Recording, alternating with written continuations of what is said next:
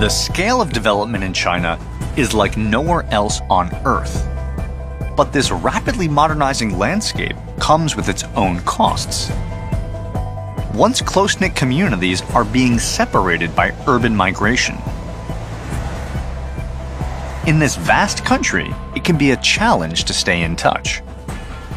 New media has jumped on the opportunity to bridge that gap. One company is solving China's problem of alienation by bringing people back together virtually. 3 years ago, a small group of Chinese entrepreneurs invented something called WeChat. This mobile-only social media platform now has 400 million active monthly users, and literally 2/3 of the entire country has a WeChat account. WeChat isn't your average messaging app. Their innovations have fundamentally changed the way Chinese communicate and interact, online and off. Popular functions include Moments and Shake, both of which are social media platforms unique to WeChat. But their most transformative feature has been voice messaging. WeChat popularized voice messaging. Now, text messaging in Chinese is laborious. So WeChat found a way for people to send voice memos instead. It's now a ubiquitous form of communication throughout the country. So in a sense, your invention, your creation of this voice memo took the challenge of the Chinese typing and gave people an alternative. It changed the way of the Chinese user, how they use the mobile phone. Ever since the voice message, we kept changing the behavior of Chinese user. WeChat's innovations have created a digital bridge for populations and cultures that are new to social media. Inspired by the pictorial nature of the Chinese language, the company has embraced a logic of visual communication that has gone global. Now, what does a surprised bunny, a naked frog, and a flaming horse have in common? Generally speaking, practically nothing. However, if you're Chinese and you use WeChat, these stickers are rapidly becoming a new form of communication. Stickers are animated standalone expressions. And because they're not tied to any specific alphabet, they can transcend language. So who's that, Koala? Momo. Momo goes to the movies. Momo drinks a pina colada. Momo gets hammered and passes out. Why do you think stickers have taken off as much as they have in China? Actually, some people may still think that's just animation, right? But we actually advanced that to a new language. No matter what language you talk, English, Chinese, you can use this to express all the world, they can understand you. That's universal language, right? Stickers are both limitless and completely customizable. They can represent virtually anything. There's just a sort of point in time you've made it. You've done all you're going to do, and you've sort of achieved that goal, and it's time to retire. And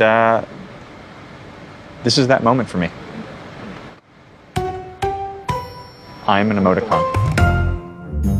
For WeChat, the entire country is like a gigantic playground and test lab, where they're able to observe and engage with a rapidly evolving society. Their goal is to continue to invent novel ways for users to connect with one another. More and more people are moving to the big cities from small cities. So they will find very difficulty in meeting new friends, talking to their old friends. Everything in the big city, the life is too difficult for them. So the way to connect is not necessarily obvious to everyone. And then all of a sudden, WeChat comes around at the exact right moment. Yes, that's how the story happened. Today, their innovations are creating even more solutions to relieve the stresses caused by China's rapid urbanization. But they aren't limiting themselves to the virtual world. What is this mess of objects I see here? These are all of the hardware devices connecting to the WeChat. We are doing exploration here. Give me a sense of what you guys are trying to sort of hack into. So Beetle, you're going to open up your WeChat account. Yeah. I can only imagine what kind of pictures you have on there from the weekend, Beetle. That was a fun night, huh? I don't know who that is. She's pretty cute. Is that your girlfriend? My wife. Okay, cool. My bad. Okay, so anyway, and if you want to send these pictures to say your grandmother, Yeah. because she loves your new wife, she wants to see pictures of you and your new wife. Yeah. You give her the gift of the picture frame, Yeah. and then how do you send her the pictures of you guys?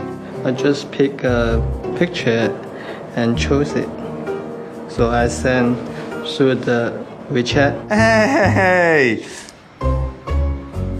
And so there you are. There's you and your lovely wife. So grandma's hanging at home. She says, "How's Beetle? So happy he found someone he loves."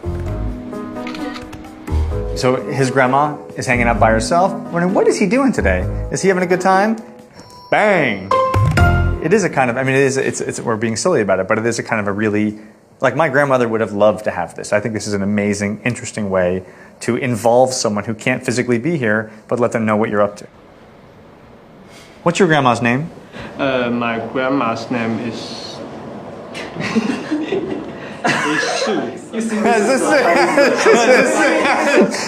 Case in point. Forget their names. If ever there was evidence of a cultural crisis, I just asked Beetle his grandmother's name. You know what he said? He had to think about it. You're forgetting your grandmother's name. You got to get this to her as soon as possible. Otherwise, you're going to break the bonds of your family connections. I'm adding Beetle. I turned on my friend radar, and I just got 4 new WeChat friends like that. Look at this. Beetle sent me something. What did Beetle send me? What? Look at these 2 good-looking guys, huh? Huh? Look at this. Look at this face. Huh? My new friend. WeChat's innovations have revolutionized the way families and friends stay in touch. Their next step is to connect all the hardware in our offline physical world and to create an entire ecosystem of connections for business. China's mobile app, WeChat, is transforming the meaning of connectivity in the country. They're moving beyond individual-to-individual connections to a network that will combine communication, commerce, and entertainment.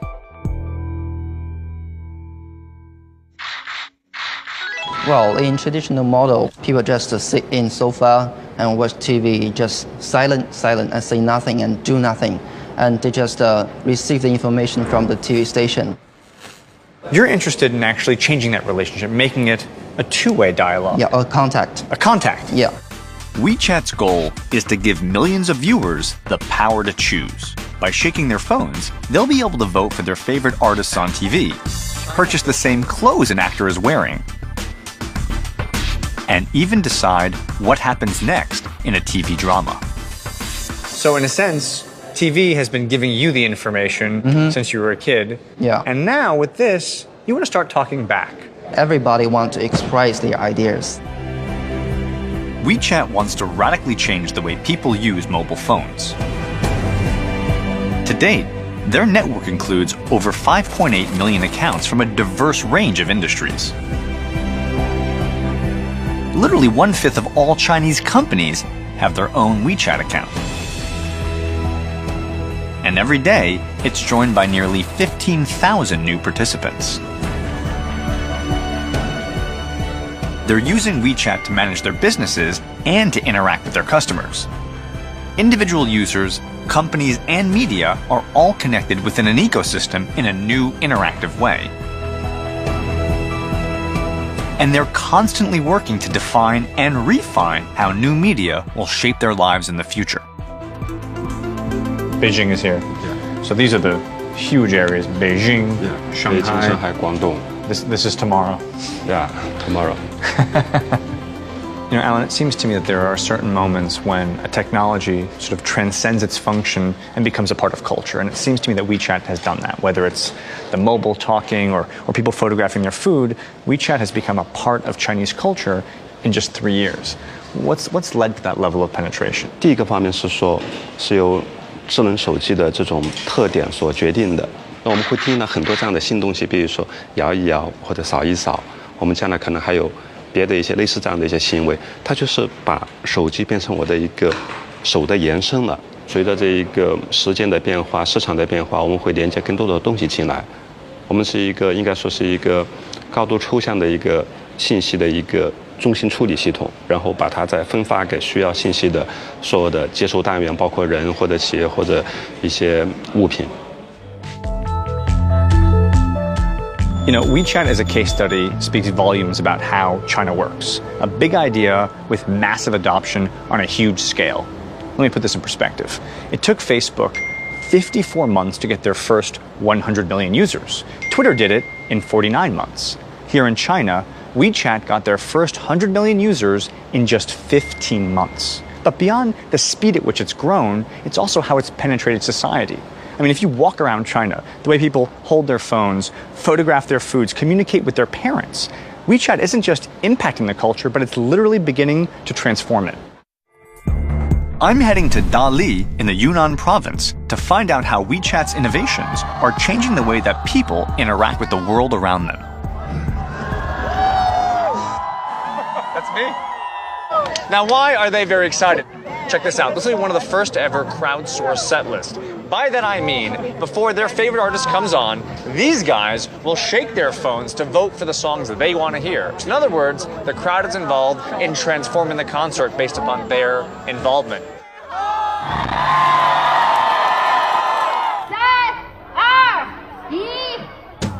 Now the shaking has begun. There it is. Come on, number two. Come on, number two.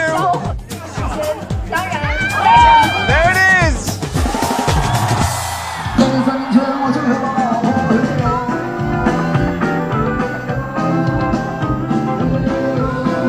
So there you have it. First song of the night, picked by the crowd, sung by the band, crowdsourced concert experience. They shook, they voted, their voices were heard, and they got what they wanted.